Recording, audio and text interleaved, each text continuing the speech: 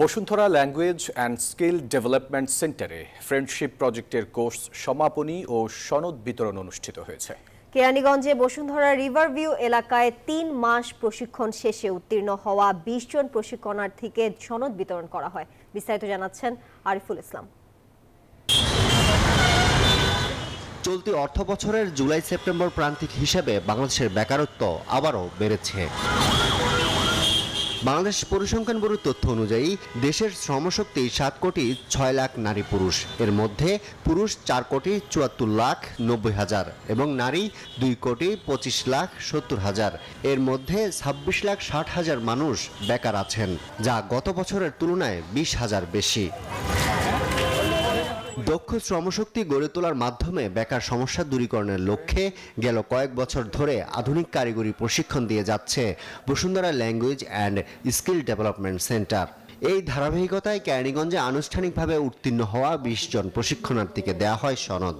এখানে আমি ইলেকট্রিক বিষয় শিখছি, wiring, electric wiring, channel wiring, conduit wiring এবং বিভিন্ন পাওয়ার সকেটের কাজ।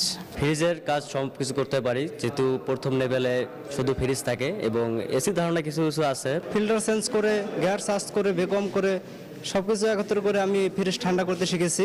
250-টিরও বেশি ডিজাইন অপশন নিয়ে ওয়ালটন স্মার্ট ফ্রিজ, বোঝে আপনার প্রয়োজন।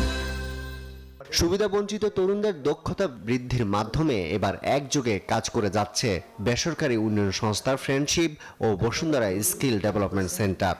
অদক্ষ বেকার যুবকদেরকে দক্ষ করে গড়ে তোলার, যাতে তারা নিজ নিজ অকুপেশনে, নিজ নিজ ট্রেডে দক্ষতা অর্জন করে তারা দেশ এবং বিদেশে তাদেরকে স্কিল লেবার হিসেবে নিয়োজিত করে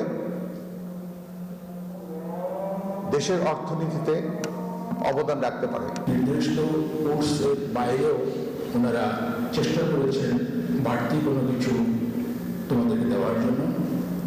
এটা আমাদের আন্তরিকতার একটা বহিঃপ্রকাশ। ফ্রেন্ডশিপ প্রজেক্টের অংশ হিসেবে refrigeration and air conditioning (RAC) এবং electrical installation and maintenance (EIM) বিষয়ে 3 মাস ব্যাপী প্রশিক্ষণ পরিচালিত হয়। আরিফুল ইসলাম, নিউজ 24, ঢাকা।